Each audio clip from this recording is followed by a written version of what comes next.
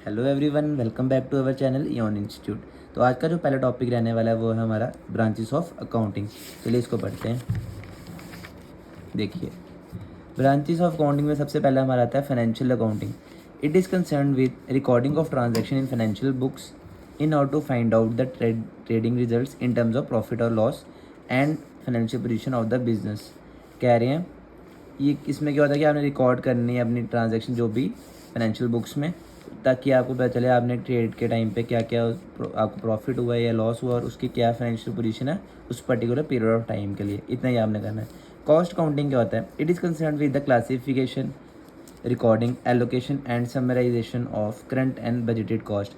कहना जो आपकी अभी आज कॉस्ट चल रही है किसी प्रोडक्ट को बनाने में और जो आपने बजट बनाया था पहले से ही, उसको आप एनालाइज कर सकते हैं, चेक कर सकते हैं अच्छे तरीके से। The object of cost accounting is to find out the cost of goods produce और सर्विस रेंडर्ड बाय बिजनेस।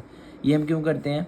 क्या ऑब्जेक्टिव है कॉस्ट अकाउंटिंग कि हमें पता चलना चाहिए कि कितने का हमने गुड जो है वो बनाया है और सर्विस जो हम दे रहे हैं कितने की है। ठीक है, अब आगे इसको इतना रखिएगा। मैनेजमेंट अकाउंटिंग है। It is the presentation of accounting information in such a way so as to assist the management creation of policy and day to day operation of an undertaking. कह रहे हैं आप एक प्रेजेंटेशन अकाउंटिंग इन्फॉर्मेशन की accounting के बारे में बता रहा है, जिसमें कि आप हेल्प कर, असिस्ट का मतलब होता है हेल्प करना, मैनेजमेंट की हेल्प करता है ताकि वो पॉलिसीज़ बना सके और डे टू डे ऑपरेशन जो भी वो कर रहे हैं बिजनेस वाले, अंडरटेकिंग मतलब बिजनेस। ठीक है, तो नेक्स्ट टॉपिक जो है हमारा वो है accounting information.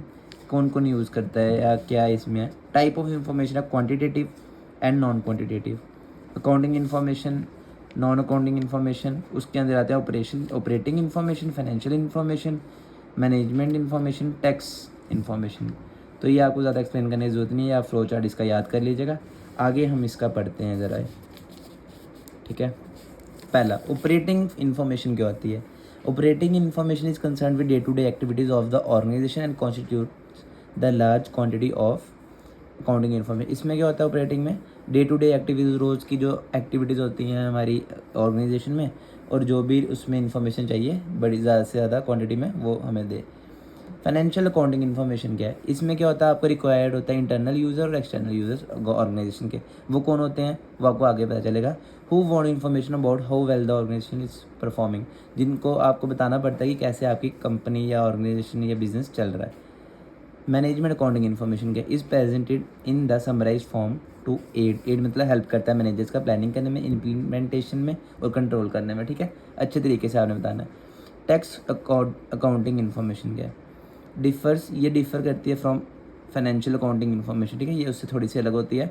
The organisation keep separate tax accounting records for tax purposes. कह रहे हैं जो कंपनी है या ऑर्गेनाइजेशन या कोई भी बिजनेस है वो अलग रखता है अपनी टैक्स अकाउंटिंग रिकॉर्ड को, ताकि उनको कभी भी टैक्स पर्पज़ के लिए चाहिए हो तो वहाँ वो यूज़ कर सकते हैं। ठीक है, अब आ गया अकाउंटिंग इन्फॉर्मेशन की यूज़र्स कौन कौन है। मैंने आपको पहले ही बताया था कि मैं आपको आगे वाली लेक्चर में बताऊँगा।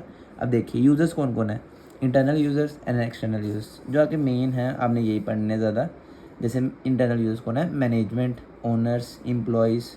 ठीक है, और एक्सटर्नल्स में कौन कौन आते हैं? यूज़र्स डायरेक्टली कंसर्न्ड और यूज़र्स इनडायरेक्टली कंसर्न्ड।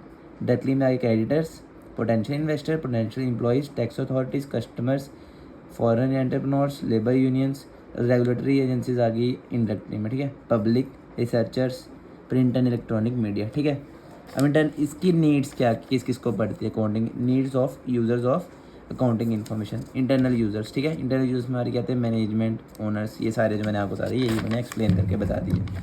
अब आगे मैनेजमेंट के लिए कैसे हेल्पफुल है ये। ठीक है, टॉप होगा चाहे मिडिल होगा चाहे लोअर होगा, किसी भी ऑर्गेनाइजेशन में जो भी लेवल पे होगा उसको ही ज़रूरत इसकी है। क्यों? क्योंकि मैनेजमेंट को ज़रूरत होती है accounting information in selecting out of alternative proposals, controlling acquisition and maintenance of inventory, cash receipt payments. भाई ये सारे में से आप 2-3 पॉइंट पढ़ते हैं। जैसे आपने कैश रिसिप्ट बनानी है, पेमेंट बनाई हुई देनी है किसी को, आप अकाउंटिंग की मदद से कर सकते हैं। फिर उसे कंट्रोल करना है, कुछ खरीदना है, मेंटेनेंस करनी है इन्वेंट्री की। ठीक है, ऐसे ओनर्स, तो इसको कुछ भी पढ़ लीजिएगा, 3 पॉइंट ज़्यादा से ज़्यादा। The owners in sole trading business are the proprietor. जो मालिक होते हैं सोल, सोल का मतलब सिंगल बिजनेस के जो भी मालिक होते हैं वो कौन होते हैं? प्रोपरेटर बोलते हैं उनको। इन पार्टनरशिप में उनको हम पार्टनर्स बोलते हैं। और कंपनी में हम उन्हें शेयर होल्डर बोलते हैं। The shareholder needs accounting information to जज the prospectus of their investment. Shareholders को अकाउंटिंग इन्फॉर्मेशन चाहिए होती है क्योंकि उन्होंने शेयर्स खरीदे होते हैं, उन्होंने इन्वेस्टमेंट की होती है, ताकि उनको पता चले कि हमारी इन्वेस्टमेंट सही है या नहीं है। The shareholder are interested in dividend, bonus shares, bonus और appreciation in the value of share. कह रहे हैं जो भी उसने शेयर खरीदे हैं उसमें उसको डिविडेंड मिलना चाहिए, बोनस मिलना, ठीक है, ये सब उसको बेनिफिट चाहिए हमेशा। एम्प्लॉइज़ को होता है they are interested in the account book due to bonus schemes and security of their employment. Employ का रहता है उसको एक तो सिक्योरिटी मिले उसकी जॉब की, और साथ ही साथ उसको बोनस मिल जाए, ठीक है। Account book provide information to the employees regarding the, और अकाउंट बुक क्या करती है, आपको बताती है कितना प्रॉफिट है आपका, ठीक है, अर्न किया वो बिजनेस ने, बस इतना ही। अब आगे एक्सटर्नल यूजर्स कौन कौन से हैं। क्रेडिटर्स, क्रेडिटर्स आपको पहले से बता दें, इसमें बताते हैं यूजर्स में भी शॉर्ट टर्म क्रेडिटर्स, इनको हम शॉर्ट टर्म क्रेडिटर्स बोलते हैं, जैसे कि सप्लायर ऑफ रॉ मटेरियल जो होगा, फिनिश गुड्स होगा, लैंडर ऑफ टेम्प्रेरी एडवांस, थोड़े पीरियड के लिए जो लोन देगा, ठीक है, इतना ही पढ़िए, इसको ज़्यादा पढ़ने की जरूरत नहीं। इन्वेस्टर कौन होते हैं, जो इन्वेस्ट करते हैं आपके बिजनेस में। The user of accounting may be present और potential investor. Present investor need accounting to जज prospectus of their investment and to determine whether they should buy more shares, hold और सेल। हाँ, अगर आपने शेयर्स खरीदे होंगे तो आपको पता होगा कि शेयर्स अगर आप खरीदते हैं, आप इन्वेस्टर हैं किसी कंपनी के, मान लीजिए आप जियो के शेयर्स खरीदते हैं, अब आपको उसके बारे में पता होगा क्या न्यूज़ आने वाली है, क्या उसका चल रहा है, अकाउंटिंग इन्फॉर्मेशन क्या है उसकी, तो आप इजीली डिटरमाइन कर सकते हैं कि आपको शेयर और खरीदने चाहिए या उसको होल्ड रखना चाहिए या उसको बेच देना चाहिए, ठीक है।